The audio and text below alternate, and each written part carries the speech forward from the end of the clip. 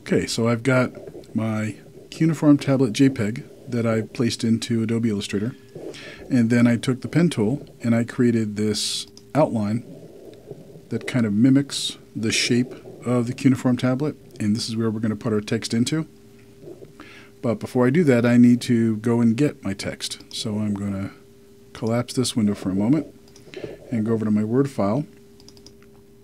Remember, this is the file that I told you to go ahead and create or find a passage from a song lyric or a poem or a book or something, which we're going to use for our text. Now, the text I've chosen is a piece from The Raven by Edgar Allan Poe, but I need to make a couple of edits to it before I can use it. First is, I want to go ahead and get rid of the quotation marks and any dashes or lines or anything like that that are in here, because the font that we're going to use is not going to be able to translate those into Cuneiform. So we need to get rid of them. So what I've done is I've copied this section here and I've pasted it down here, and then I made some edits. I dropped off the latter part of the text. So now if I select this, I can see that I have, if I go over here to the bottom of my screen, I have, where is it? 7 words. It should give me a count of how many letters I have selected. Okay, so I've got, in total I've got 97 words, but I've selected 41 of them. So this passage here has 41 words. So 40 is a good number for the amount of words that you want to have in your text, because we like the cuneiform to be up large so we can see it. So now that I have this selected, I'm going to copy it. I'll go to Edit Copy or Command-C, and then I'll close this file. I'll go back to my Illustrator file. Now over here on the left, this is the text tool, and this text tool will let you create lines of text in Adobe Illustrator. But if you notice, it's got a little white arrow in the bottom right-hand corner, as a lot of these tools do, and that means if you hold down the tool, it will give you other tools beneath it. Brush tool, I've got a couple here. So anytime there's a white arrow, it will show you that you've got multiple tools in that toolbar. So I'm going to go to the text tool, I'm going to hold that down.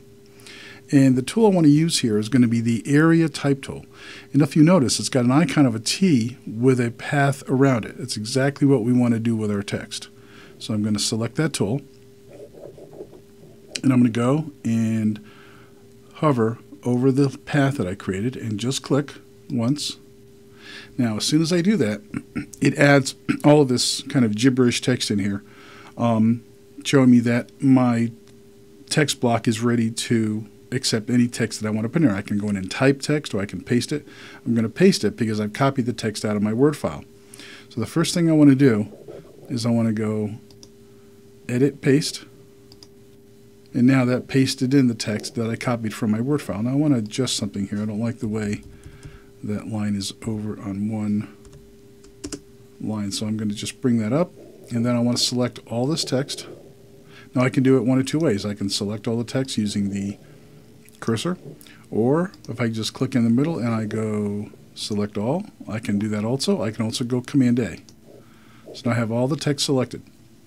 I want to go up top to my paragraph section here with these 3 buttons. The left button will let me align the text on the left.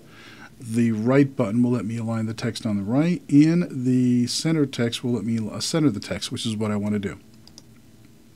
So next, I want to go and choose the font that I just downloaded in my font window. And remember, it was Easy Cuneiform, and I will select this. So now it's converted all of my text to cuneiform, but it's a little small, and so I want to enlarge it. And so that's why I wanted to keep the number of words in my file to 40, kind of low, so that I can increase the size of the cuneiform so that it shows up better. So I go up top, and I'm going to use my up arrow key and just keep enlarging it until I get it to a size I want. Now if I know what size it is, I can just type it in here, but since I'm kind of really just playing this by ear, I just want to kind of see how that looks. Okay, this is not bad. I think I'm going to go here. If I make it larger, you take a look at the text block right here, you're going to notice I've got a little red box with a plus sign. That means that there is more text than is showing. The text is too big to show it all in the window, and now it's starting to get hidden in the text block. So I don't want that. I want all my text to show. So I'm going to come back down to 19, which shows all of my text. That little red box is gone.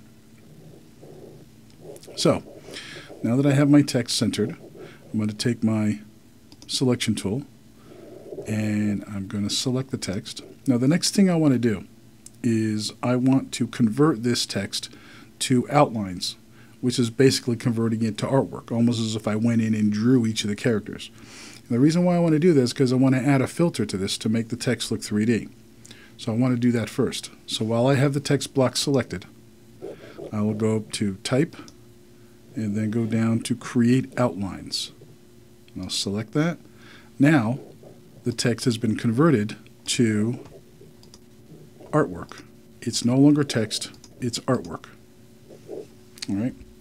So I want to now select the text again, take my selection tool, select the text, and also want to center it a little bit. So I'm going to move it down slightly, and I can do that with the selection tool, or I can use the arrow keys on my keyboard and just kind of center this so it looks a little bit better. Okay, now I'm going to add a filter, kind of a 3D filter. I want to zoom in so you can see this. All right, now I need to have the text selected for me to make any changes to it. So now I want to go to Effect, and I want to go to, let's go to Effects Gallery. And I want to choose, where is it?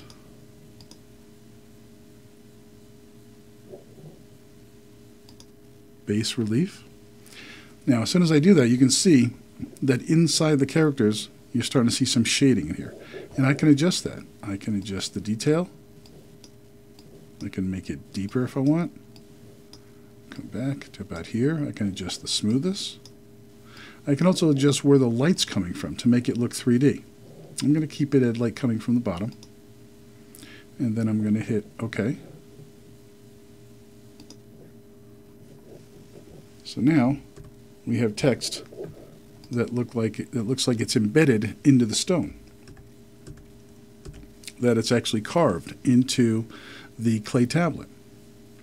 So I've got my clay tablet JPEG, and I have the text that I've imported from my Word file, and I've changed it to Cuneiform font.